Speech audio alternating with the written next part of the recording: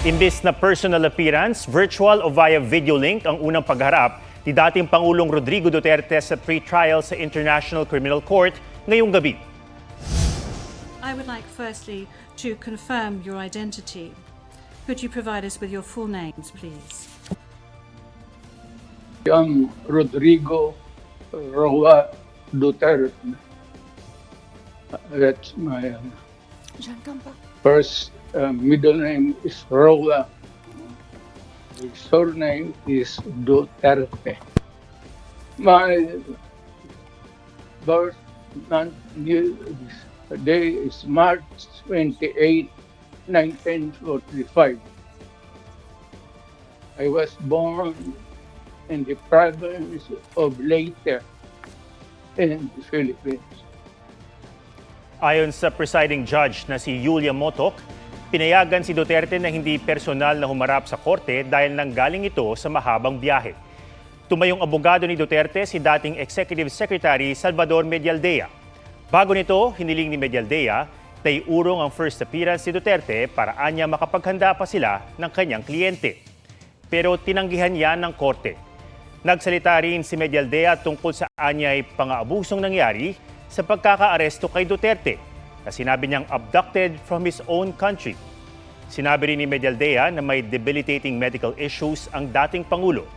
Pero sagot ng ICC judge, sinuri ng doktor si Duterte at sinabing siya'y fully mentally aware and fit.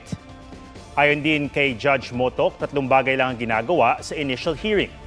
Ang pagpapakita kay Duterte ng mga reklamong kinakaharap niya, pati ang kanyang karapatan bilang akusado, gayon din ang pagtatakda ng confirmation of charges na gaganapin sa September 23, 2025. Magkakaroon daw ng pagkakataon ng kampo ni Duterte para ilatag ang mga binanggit ni Medialdea. Bago ang virtual na pagharap ni dating Pangulong Duterte sa ICC, na unang ibinasura ng Korte Suprema ang mga petisyon para sa temporary restraining order o pagbaliktad sa pag-aresto sa kanya. Nasa Netherlands na rin ang kanyang anak na si Vice President Sara Duterte. May report si Ian Cruz. Mag-alas 5 ng hapon, oras sa Pilipinas, dumating sa International Criminal Court sa The Hague, Netherlands, si Vice President Sara Duterte. Nagsalita siya sa unang pagkakataon mula nang dalhin ng kanyang amang si dating Pangulong Rodrigo Duterte sa ICC. Aniya, hindi pa raw sila nagkikita. We're currently talking to the ICC personnel inside so that we can do a visit and then we can attend the initial appearance later this afternoon. Yesterday, there was a conference with lawyers and we are here right now trying to access the former president. Kasama ng bise sina Senador Robin Padilla at si Attorney Harry Roque. Buong araw kahapon, hindi siya nakita dahil di umano siya ay binigyan ng medical examination. Ang priority ko is to make sure magkita muna silang magkama. Kahapon kasi, sinabi ng Executive Secretary noon ni Duterte na si Salvador Medialdea na di pa raw niya nakikita ang dating Pangulo mula nang dumating sila sa The Hague. Sagot dyan ng ICC, nasa custody nila si Duterte. Dinala raw siya sa kanilang detention center matapos ang lahat ng medical check. Sabi ng tagapagsalita ng ICC, standard practice ang mahakbang para protektahan ang kalusugan at kapakanan ng suspect na nasa poder nila. Sa isang sulat sa ICC, sinabi ni Duterte na itinalaga niya si Medialdea bilang isa sa kanyang abogado sa ICC. Siya rin ang itinalaga ng dating Pangulo para umalalay sa kanya sa unang pagharap sa pre-trial chamber. Hiningi rin ni Duterte ang tulong ng Office of Public Counsel for the Defense ayon sa bumisita sa kanyang mga kinatawan ng registry. Si Roque nagsumite rin ng aplikasyon para maging bahagi ng legal team ni Duterte. Sa tulong din ng ICC ay tinawagan ni Duterte ang Embahada ng Pilipinas sa The Hague para magpatulong na mabisita siya ng abogado at kaanak.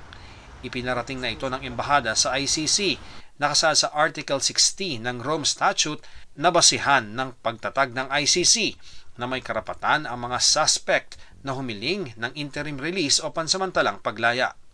Sabi ni Attorney Joel Butuyan, isa sa 5 Pilipinong nasa list of counsel ng ICC, may mga kondisyon ng aplikasyon para sa interim release.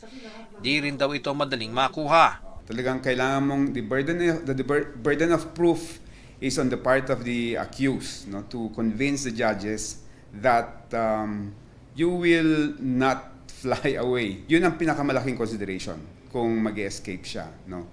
Ang pangalawa is, meron bang risk na he will intimidate, he will antagonize witnesses and the other parties, no, kung na-release siya. No?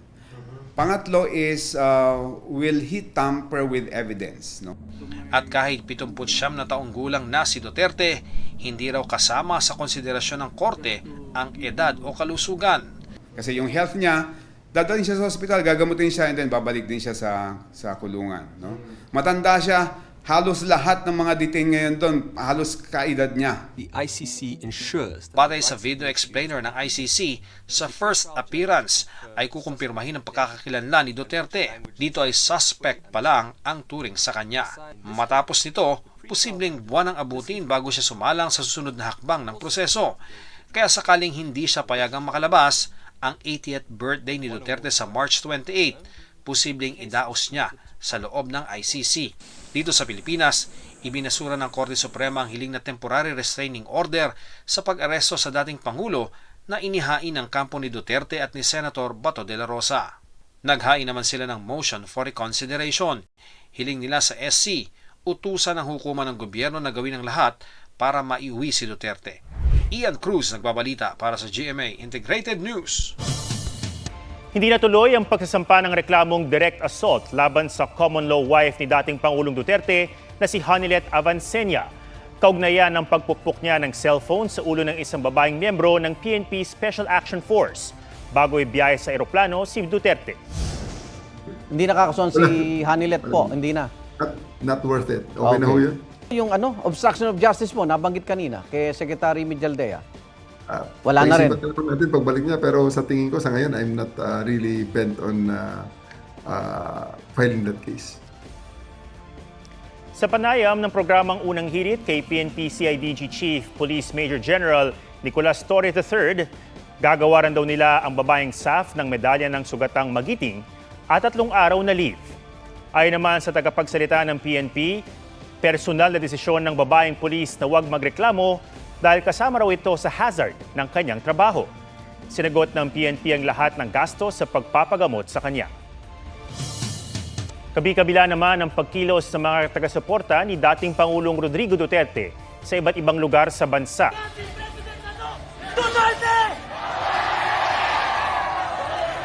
Merong nagtipon sa Jolo, Sulu, Bungaw, Tawi-Tawi, Davao City, Isabela City, Basilan, Molave sa Zamboanga del Sur, Iligan City, gayon din sa Mandaue City, Cebu. Sa Maynila naman, nagkilos protesta ang kaanak ng mga biktima ng giyera kontra droga. May mga kabataang nagtipon din sa Quezon City para ipanawagang panagutin ang iba pang sangkot sa drug war. Handa raw si retired Police General Oscar Albayalde sakaling paharapin siya sa ICC kasunod ng pagkakaaresto ni dating Pangulong Rodrigo Duterte. Yan ang naging sagot ni Albayalde sa isang panayam matapos siyang dumalo sa rally ng Duterte supporters sa Clark, Pampanga. Pero umaasa raw siya na mabibigyan siya ng proteksyon ng ating gobyerno. Hindi din daw siya nawawalan ng pag-asa sa kasalukuyang administrasyon. Ilang beses niya rin giniit na di dapat ibang bansa ang maglitis sa mga mamamayan ng Pilipinas. Nagliyab na kawad ang naging mitya ng sunog sa mga bahay at palengke sa Baseco Compound sa Maynila. Nasa 150 pamilya ang nasunugan. May report si Katrina Son. Sa bilis ng pagkalat ng apoy sa Block 15B Market Site Baseco Compound, Port Area, Maynila, agad itinaas ang sunog sa ikalawang alarma bandang 4:29 p.m. Nahirapan daw ang mga bumbero sa sikip ng mga daan sa lugar. Pagpasok pa lang po talaga ng Baseco, medyo andyan po yung mga truck natin na bumulan ng isang traffic dyan, makipot ang mga daan natin. Isa po sa mga obstruction yan sa fire operation. Ayon kay Karen Papa, nakita niyang may umaapoy na kawad sa kanilang bubong. Yung electric fan, patay sindi. Tumayo kasi amoy kuryente po. Tapos pagtingin ko po dun sa may bintana, umuusok na sa may bubong. Labis naman ang panlulumo nila Arnie Sala. Mga gatas ng apo ko, mga damit, nagkanda sunog. Ay, wala namang naligtas. Damay pati palengke roon, kabilang ang 7 pwesto ng anak at apo ni Benita Villavicencio. Baga sa tanggap ko na ganun talaga ang buhay. Bangon uli. Ganun ang kailangan gawin natin. Hindi yung magmukmuk tayo, magulap. Sa paunang investigasyon ng BFP, 6:15 p.m. naapula ang sunog. Walang nasaktan. 50 estruktura ang natupok. Apektado ang nasa 150 pamilya o 300 individual. Nasa 50,000 pesos ang initial cost of damage. Katrina Son, nagbabalita para sa GMA Integrated News. 59 na araw bago ang eleksyon 2025. Walang tigil sa pag-iikot ang mga senatorial candidate para ibahagi ang kanilang plataforma at advokasya. May report si Oscar Oida. Climate justice ang ipinaglalaban ni Jerome Adonis. Kasama niya si Ronel Arambulo. Pati si Mimi Doringo na dumalo sa Environmental Rights Forum. Kasama rin nila si Modi Floranda. Naroon din si Danilo Ramos. Pagpapalakas ng batas sa libreng kolehiyo ang pinagtuunan ni Bam Aquino. Isinusulong ni Abby Binay ang pagsuporta sa super health centers. Ugnayan ng gobyerno at private sector kapag may sakuna ang idinidiin ni Bing Lacson. Si Tito Soto sisiguraduhin ang maayos na pondo ng educational tourism. Suportado ni Senador Francis Tolentino ang paggawa ng ikalawang San Juanico Bridge. Maagap na paghahanda ng relief goods ang nais ni Congressman Erwin Tulfo. Maayos na pagpupondo sa mga evacuation center ang itinutulak ni Benher Abalos. Mga batas sa education, health, OFW at wages ang isusulong ni Senator Pong Revilla. Pinalawig na tourism jobs ang ipinangako ni Senator Lito Lapid. Si Manny Pacquiao, itutuloy raw ang libreng pabahay at kabuhayan. Nationwide cleanup drives ang isinusulong ni Allen Capuyan. Binigyang pugay ni Senator Pia Cayetano ang papel ng kababaihan sa lipunan. Si Angelo De Alban nakipagpulong sa Children with Special Needs Advocates. Nakipagdialogo sa agriculture cooperative leaders ng Butuan si Kiko Pangilinan. Pagpapabilis sa modernisasyon ng PCG naman ang itinutulak ni Ariel Querubin. Patuloy naming sinusundan ang kampanya ng mga tumatakbong senador sa eleksyon 2025. Oscar Oida, nagbabalita para sa GMA Integrated News.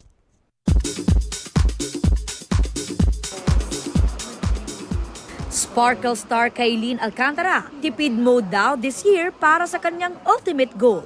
Dream house ko para sa aking pamilya. And then yung dream house ko naman talaga na para sa... Jisoo ng Blackpink, nasa Pilipinas para sa kanyang first solo fan meet. Agency ni Korean superstar Kim Soo-hyun, inaming nagkaroon nga siya ng relasyon sa pumanaw na Korean actress na si Kim Se-ron, taliwa sa unang statement nila. Pero nilinaw ng agency na gold medalist na 2019 hanggang 2020 sila naging magkarelasyon. At hindi raw totoo ang ulat ng isang online channel na 2015 sila nagsimulang mag-date kung kailan menor de edad pa si Se-ron. Di rin daw pinipressure ng company Soo-hyun si Se-ron na bayaran ang danyos ng kinasangkutang drunk driving incident ni Se-ron noong 2022. Sila raw ang nagbayad ng balanse at umako sa penalties ng K-drama na di na naipagpatuloy ng aktres. Wala pang tugon dito ang YouTube channel at ang pamilya ni Se-ron. Tinutugunan din daw ng agency ang ipinakikitang severe psychological instability ni Soo-hyun bunsod ng issue. Sa mga report ng Korean media, ilang brand na ang bumitaw sa pag-endorso ni Soo-hyun. Aubrey Carampel, nagbabalita para sa GMA Integrated News. Huwag magpahuli sa mga balitang dapat niyong malaman. Mag-subscribe na sa GMA Integrated News sa YouTube.